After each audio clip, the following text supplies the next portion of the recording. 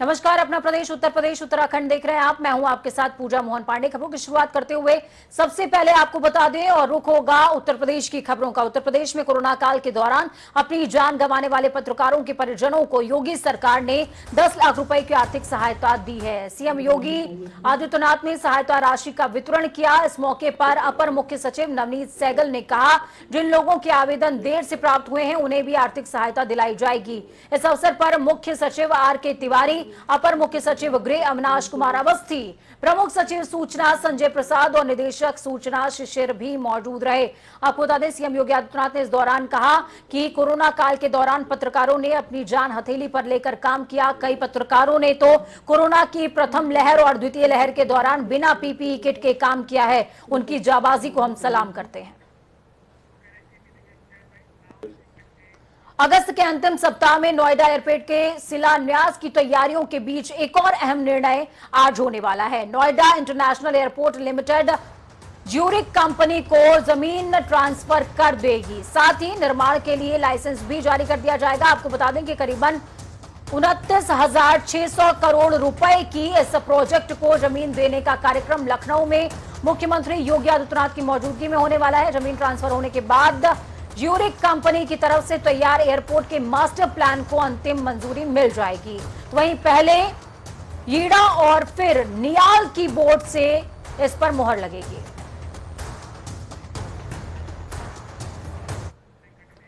उत्तर प्रदेश माध्यमिक शिक्षा परिषद की 12वीं कक्षा के परिणाम घोषित कर दिए गए हैं। नेक की ओर से यूपी एमएसपी वेबसाइट पर रिजल्ट जारी किया गया है। उत्तर प्रदेश में कोरोना संक्रमण के चलते यूपी बोर्ड में हाई स्कूल के 29,94,000 और इंटरमीडिएट के 26 लाख से ज्यादा विद्यार्थियों को बिना परीक्षा के उत्तीर्ण कर दिया गया। तो वहीं कक्षा 10वीं के रिजल्ट 5:30 बजे के करीब आने वाले हैं। परिणामों के सामने आने से विद्यार्थियों में खुशी की लहर है। परिजन विद्यार्थियों को बधाई दे रहे हैं।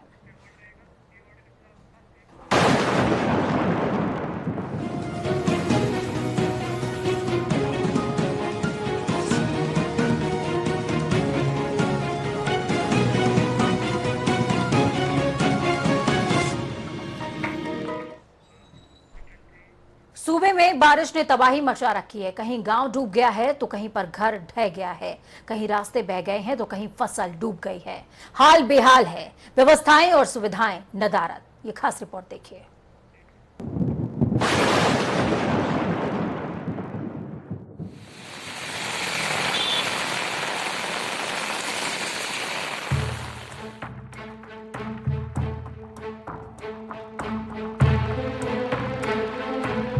हर तरफ आफत, चारों तरफ पानी ही पानी। कहीं गांव के गांव डूबे हुए हैं तो कहीं गांव के घर मकान गिर गए हैं और उसमें फंसी है लोगों की जान। तेज मूसलाधार बारिश ने तबाही मचा दी है। शहर हो या गांव, टापू बन गए हैं।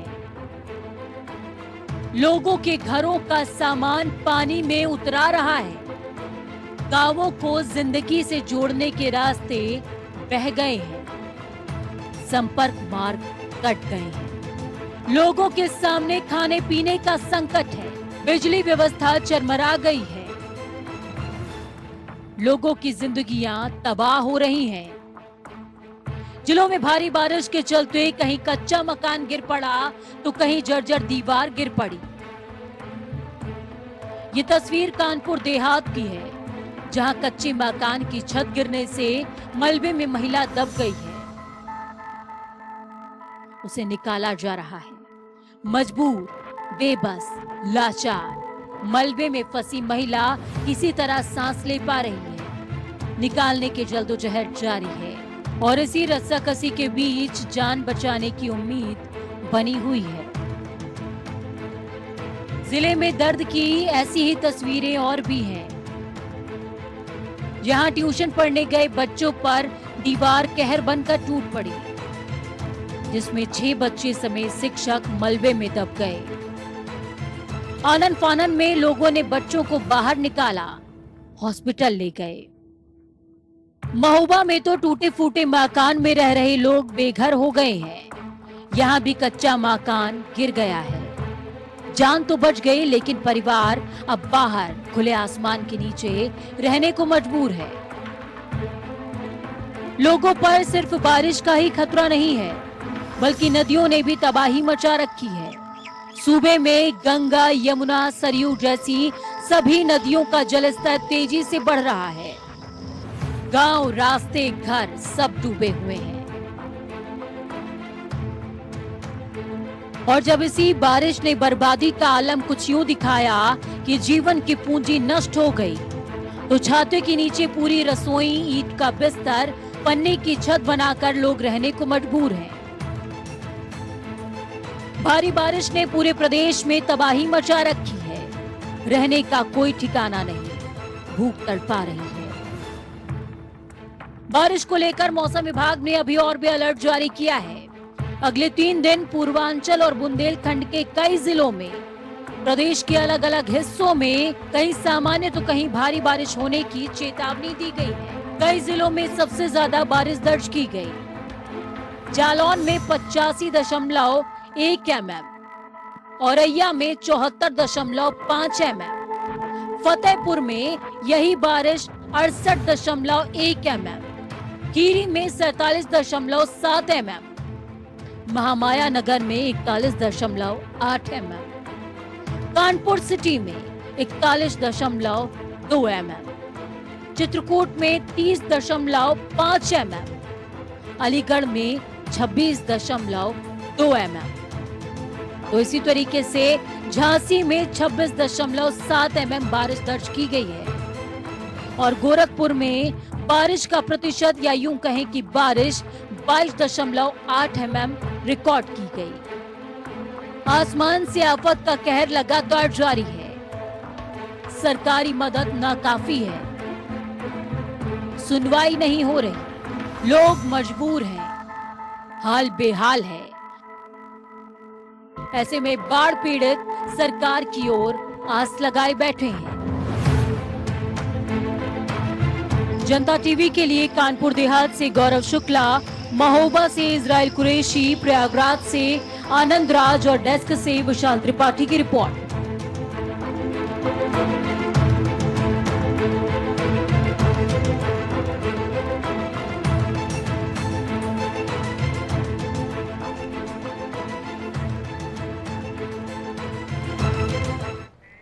तो सांसें सासत में हैं और जिंदगी सांस लेने को मजबूर भी।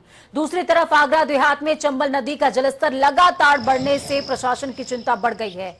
जिला प्रशासन बढ़ते जलस्तर पर पैनी नजर बनाए हुए है। जलस्तर बढ़ने के चलते प्रशासनिक अधिकारियों ने अपनी तैयारियों को धार देना शुरू कर दिया है।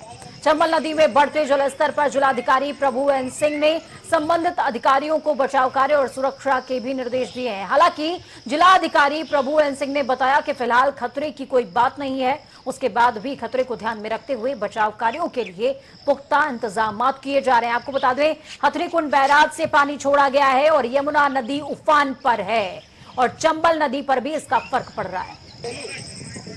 जो पीछे से जलस्तर बढ़ रहा है उसका हमें ऑलरेडी अलर्ट मिल चुका है। पीछे बारिश कितनी हो रही है, कितना बढ़ने की आशंका है, यह सूचना है जो कि हमारे रेवेन्यू स्टाफ को, एसडीएम को, तहसीलदार को और बगल के गाँव को अलर्ट कर दिया गया है। लोग मूवमेंट में है, अभी ऐसी कोई घबराने की बात नहीं है, लेकिन फिर भी अलग से जो रेवेन्यू विभाग का हमारा और जो आपका कार्य करता है उसके लिए हम अलर्ट में। अभी अगर कुछ बढ़ता है और तो सिटी कार्रवाई की जाएगी। तो तस्वीरें 6 आपको दिखा रहे हैं। उत्तर प्रदेश के कई जिलों में मूसलाधार बारिश लगातार चल रही है। मौसम विभाग ने 20 जिलों में भारी बारिश का पूर्वानुमान जारी कर दिया है। मौसम विभाग का साफ तौर पर कहना कि 2 अगस्त तक प्रदेश के कई जिलों में मूसलाधार बारिश होती रहेगी। हालांकि उसके बाद मानसून का असर धीरे धीरे कम जरूर हो जाएगा। मौसम विभाग ने प्रयागराज, चित्रकूट, मिर्जापुर, सोनभद्र, चंदौली, वाराणसी, संत रविदास नगर, बिजनौर, महोबा, झांसी, मुरादाबाद, ललितपुर और आसपास के तमाम इलाकों में भारी बारिश होने का अलर्ट जारी किया है। तस्वीरें 6 आपकी टीवी स्क्रीन पर आगरा, मथुरा, वाराणसी, कानपुर देहात, प्रयागराज और चित्रकूट की।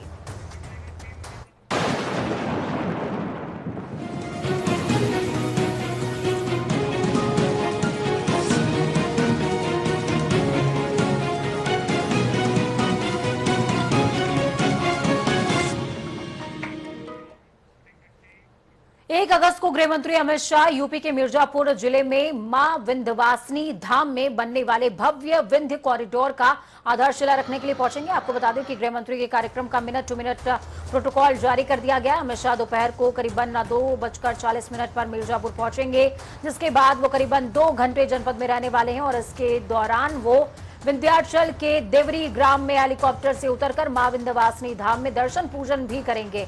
उसके बाद अमित शाह राजकीय इंटर कॉलेज में शिलान्यास और लोकार्पण करते हुए जनसभा को संबोधित करेंगे। जहां सपा और बसपा ब्राह्मणों को साधने की कवायद में है, तो वहीं कांग्रेस अब सरकार के छोटे वर्गों को साधने में जुट गई है। जी हां, इसी कड़ी में आज लखनऊ में कांग्रेस मुख्यालय पर एक महासम्मेलन आयोजित किया गया। इस महासम्मेलन में कांग्रेस प्रदेश अध्यक्ष अजय कुमार लल्लू ने कहा कि मौजूदा सरकार ने पिछड़ी जातियों के साथ विश्वासघात किया। लल्लू ने बीजेपी पर आरोप लगाया कि सरकार भर्तियों में आरक्षण नहीं दे रही है। पिछले 30-32 सालों में लगातार जब से कांग्रेस की हुकूमत नहीं है, इन तमाम, चाहे वो भाजपा हो, सपा हो, बसपा हो, केवल वोट तो लिया है इन बिरादरी के लोगों का, लेकिन जब अधिकार देने की बारी आई है तो इनको छलने और ठगने का काम किया, इनके विश्वास के साथ धोखा किया है। तमाम भर्तियों में आरक्षण को पूरी तरह निष्प्रभावी कर दिया गया है, छात्रवृत्ति रोक दी गई है। कांग्रेस पार्टी प्रतिबद्ध है, संकल्पित है, समाज के हर एक उस वर्ग के साथ खड़ी है जिनके साथ यह सरकार कुटाराघात करे, विश्वासघात कर रही है। मथुरा में ब्राह्मणों को अपने साथ जोड़ने की कवायद करते हुए बहुजन समाज पार्टी के वरिष्ठ नेता महासचिव सतीश मिश्रा की ओर से एक जनसम्मेलन करके उन्हें रिझाने का काम किया जा रहा है, जिसके लिए मथुरा में बसपा नेता ने जहां पहले वृंदावन में भगवान बांके बिहारी के चरणों में नतमस्तक होते हुए उनका आशीर्वाद लिया। इस मौके पर बसपा नेता ने मीडिया से कहा कि जिस तरह से प्रदेश का ब्राह्मण अपने आप को अपमानित महसूस कर रहा है, हम उसका ही सम्मान वापस दिलाने का काम कर रहे हैं, जिसके लिए हम जगह जगह प्रबुद्ध जन ब्राह्मण सम्मेलन कर रहे हैं। आपको बता दें कि ब्राह्मणों के सम्मान को वापस लौटाने की बात कहते हुए यहां पर नजर आए हैं सतीश मिश्रा। और साथ में आपको ये भी बता दें कि पश्चिम का आगाज है, 14 अगस्त को नोएडा में इस अभियान का समापन हो जाएगा। प्रबुद्ध समाज का सम्मेलन पूरे उत्तर प्रदेश में हम लोग कर रहे हैं और खास तौर से उसमें ब्राह्मण समाज जिस तरह से आतंकित है, प्रताड़ित है, उसके बीच में जाकर के उनकी बात सुन करके उनसे बातचीत कर रहे हैं और उनका मान सम्मान स्वाभिमान जो छीन लिया गया है उसको वापस दिलाने के लिए हम लोग आगे नहीं। राजधानी के कई बड़े मंदिर और आरएसएस के कार्यालय को लेकर धमकी भरा पत्र मिला है। पत्र में मंदिर और आरएसएस के कार्यालय निशाने पर होने की बात कही जा रही है। रजिस्टर्ड डाक से ये पत्र अलीगंज हनुमान मंदिर के पते पर आया। खुद को जिहाद समर्थक बताते हुए पत्र में कहा गया है कि अगर 14 अगस्त की शाम तक मुजाहिदों को रिहा नहीं किया गया तो अंजाम भुगतने के लिए तैयार हो जाइए। पत्र मिलने के बाद मंदिर प्रशासन से जुड़े लोगों ने संयुक्त पुलिस आयुक्त अपराध और मुख्यालय नीलाब्जा चौधरी से संपर्क किया, जिसकी जांच के लिए क्राइम ब्रांच की टीम को अलर्ट मोड पर रखा गया है। फिलहाल पुलिस अभी कुछ भी कहने से बच रही है। एक पत्र जो मुझे सूचना मिली है कि कुछ प्रमुख मंदिरों पर जरिए रजिस्टर्ड डाक प्राप्त हुआ है और उसमें पुलिस की टीमें लगी हैं। सारे बिंदुओं की छानबीन की जा रही है, सत्यता की जानकारी की जा रही है। सामान्यतया श्रावण मास चल रहा है, अतिरिक्त सतर्कता व्यवस्था वैसे भी मंदिरों पर रखी जाती है, सामान्य दिनों में भी हम रखते हैं। इस संदर्भ में पूर्ण सतर्कता रखी जा रही है और जो पत्र प्राप्त हुआ है उसके संदर्भ में गहनता से जांच की जा रही है। कई टीमें लगी हैं, जानकारी कर इसमें अग्रिम कार्रवाई की जाएगी। तो इस खबर पर ज्यादा जानकारी के लिए ग्राउंड जीरो से हमारे साथ अनूप जुड़ चुके हैं। अनूप, क्या कुछ अपडेट है ग्राउंड जीरो से आपके पास? क्या अभी तक ये पता चल पाया है कि ये पत्र किसने भेजा था? देखिए पूजा, भरे पत्र में पुलिस प्रशासन ने हड़कंप मच दिया, कोशिश कर रही है कि वो किस पोस्ट ऑफिस से वहां से चला था और किस तरीके से अलीगंज मंदिर के नाम से आया है, आखिर इसकी वजह से क्या थी। अभी पिछले दिनों एटीएस ने जो अलकायदा के संदिग्ध आतंकियों को लखनऊ से गिरफ्तार किया गया था उसका उस लेटर में जिक्र है। सर अमित शाह किसी गृह मंत्री प्रदेश के हैं, वो लखनऊ आने वाले कार्यक्रम में शामिल होंगे। उससे एक दिन पहले इस धमकी भरे पत्र से पुलिस प्रशासन ने हड़कंप मचा है।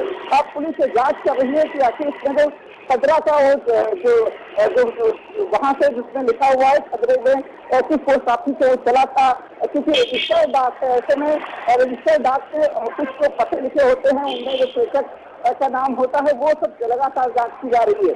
हालांकि जो उपायुक्त हैं लखनऊ, उनका कहना है कल तक इसकी जानकारी मिलेगी किस तरीके से वो पत्र है, क्या कुछ शरारती तत्वों का ये कारनामा है या फिर हकीकत में क्या है, इसकी जांच के बाद पता लगेगा। पूजा, ठीक है, बहुत शुक्रिया अनूप हमारे साथ जुड़ने के लिए, अहम जानकारी ग्राउंड जीरो से साझा करने के लिए। तो वहीं दूसरी तरफ सूबे में जो है एक तरफ बांग्लादेशी नागरिक और रोहिंग्याओं पर घुसपैठ को लेकर के लगातार एटीएस की ओर से कार्रवाई की जा रही है, तो वहीं गाजियाबाद के देहात क्षेत्र के टीला मोड़ थाना के अंतर्गत बड़ी तादाद में कुछ सालों में लोग झोपड़पट्टी डालकर रह रहे हैं। इनका कहना है कि 1000 रुपए देकर इन लोगों ने आधार कार्ड बनवा लिया और बाकायदा विद्युत आपूर्ति के लिए मीटर भी लगवा लिया है। तो वहीं इस पूरे मामले की जानकारी प्रशासन को मिलते ही पुलिस हरकत में आ गई। पुलिस का कहना है कि इस मामले में गहनता से तफ्तीश करेंगे और जो लोग इन सब कार्यों में लिप्त होंगे उन पर कठोरतम कार्रवाई की जाएगी। लेकिन सबसे बड़ी बात यह कि पुलिस के नाक के नीचे आखिरकार आधार कार्ड बनता है, मीटर लग जाता है। देखिए आधार कार्ड भी टीवी स्क्रीन पर दिखा रहे हैं, आप देख पा रहे हैं इस समय टीवी स्क्रीन पर।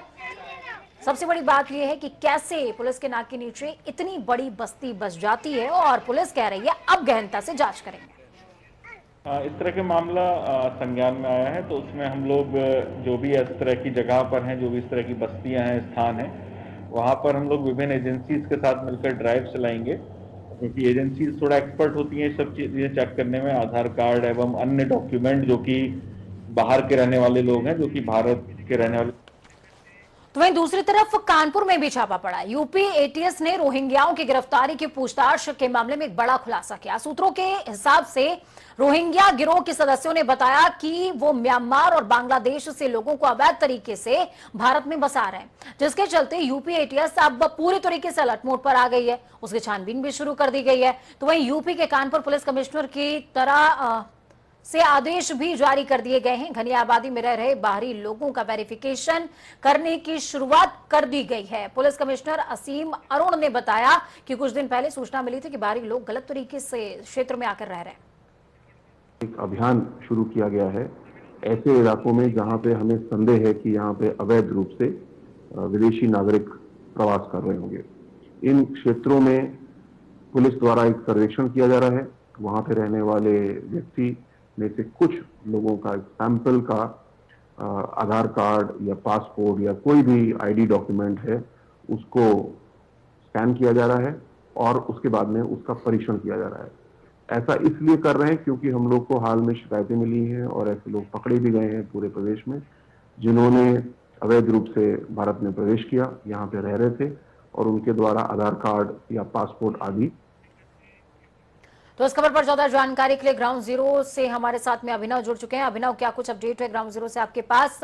पुलिस कमिश्नर साफ तौर पर कह रहे हैं कि अब वेरिफिकेशन किया जाएगा, लेकिन इतनी बड़ी बस्ती बस जाती है, वेरिफिकेशन की बात अब क्यों?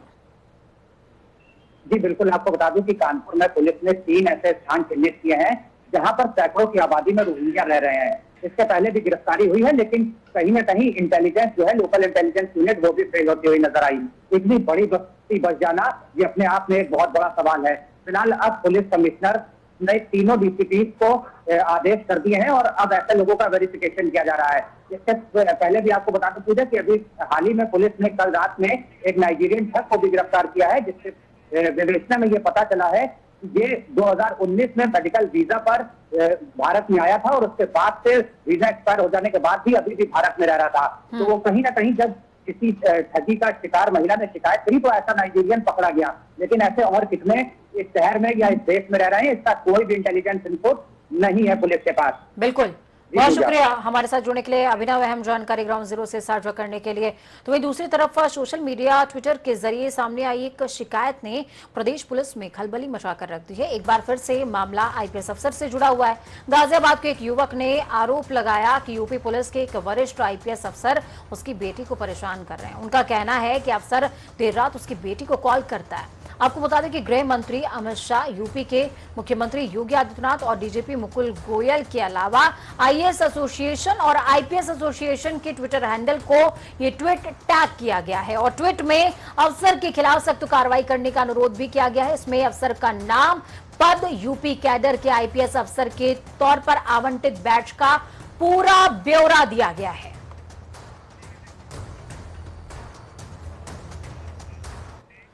तो तो खबरों में आगे बढ़ते हुए रुख होगा देवभूमि का। उत्तराखंड प्रदेश कांग्रेस कमेटी के अध्यक्ष गणेश गोदयाल और केदारनाथ विधायक मनोज रावत ने भू कानून को लेकर के पत्रकारों से बातचीत करी। प्रदेश अध्यक्ष गणेश गोदयाल ने कहा कि उत्तराखंड में आजकल बच्चा बच्चा भू कानून की बात कर रहा है। उन्हें चिंता है कि उनके पूर्वजों ने खून पसीने की मेहनत से अर्जित भूमि को औने पौने दामों में न खरीद लिया जाए।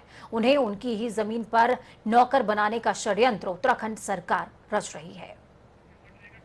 बात वही दोहराने की बात आप कर रहे हैं। हमने बहुत स्पष्ट कह दिया, इसमें अब और स्पष्ट करने की आवश्यकता अगर आपको महसूस हो रही हो तो ये है कि पहले तो हम सरकार से निवेदन कर रहे हैं, फिर संघर्ष करेंगे। अब संघर्ष का दौर जारी है, संघर्ष करेंगे। फिर भी सरकार नहीं मानी तो मेरा पूरा विश्वास है कि उत्तराखंड की जनता यहाँ पर जो अपेक्षा है हम उनकी भी और हमारी भी, उस अपेक्षा को सम्मिलित रूप में पूरा करते हुए कांग्रेस की सरकार आएगी। तो इस खबर पर ज्यादा जानकारी के लिए अजीत कामबोर्ड देहरादून से हमारे साथ में जुड़ चुके हैं। अजीत, तो क्या कुछ अपडेट है ग्राउंड जीरो से? पहले देवस्थानम बोर्ड, फिर उसके बाद भू कानून, लगातार कांग्रेस दुखती रग पर हाथ रख रही है और भुनाने की पूरी कोशिश है। बिल्कुल पूजा, अगर उत्तराखंड प्रदेश की बात की जाए, पूरी तरह से यहाँ पर राजनीति अपने चरम पर आने लगी है। जिस तरह से भाजपा, कांग्रेस, आम आदमी पार्टी चुनावी दस्तक देते हुए पूरे शहर घूम रही है, उसी तर्ज पर आज कांग्रेस के प्रदेश अध्यक्ष गणेश गोदयाल और जो केदारनाथ विधानसभा सीट से हैं विधायक मनोज रावत, इन्होंने एक संयुक्त पत्रकार वार्ता की है और इसमें साफ तौर पर भू कानून को लेकर एक मुद्दा उछालने का यहाँ पर काम किया है। जिस तरह से सोशल मीडिया के माध्यम से और युवाओं की एक टीम लगातार इस बात को कह रही है कि भू कानून लाया जाए उत्तराखंड प्रदेश में और औने पौने दामों में जो भी जमीनों की खरीद फरोख्त यहां पर हो रही है उस पर एक लगाम लगाई जा सके। तो इसको लेकर अब पूरी तरह से कांग्रेस भी चुनावी मूड में आते हुए सीधे तौर पर जमीन पर उतरने का ऐलान कर चुकी है। और जिस तरह बहुत शुक्रिया अजीत हमारे साथ जुड़ने के लिए, हम जानकारी साझा करने के लिए। तो चुनाव दहलीज पर है और ऐसे में लगातार आरोप प्रत्यारोप का दौर जारी। दूसरी तरफ उत्तराखंड बोर्ड 10वीं और 12वीं का रिजल्ट भी जारी कर दिया गया है। परीक्षा फल शिक्षा मंत्री अरविंद पांडे ने बोर्ड ऑफिस में घोषित किया। हाई स्कूल का रिजल्ट 93.09% और इंटर का रिजल्ट 99.56% रहा। इंटरमीडिएट में इस साल 1,21,705 बच्चे सम्मिलित हुए। इनमें से 1,21,171 पास हुए हैं।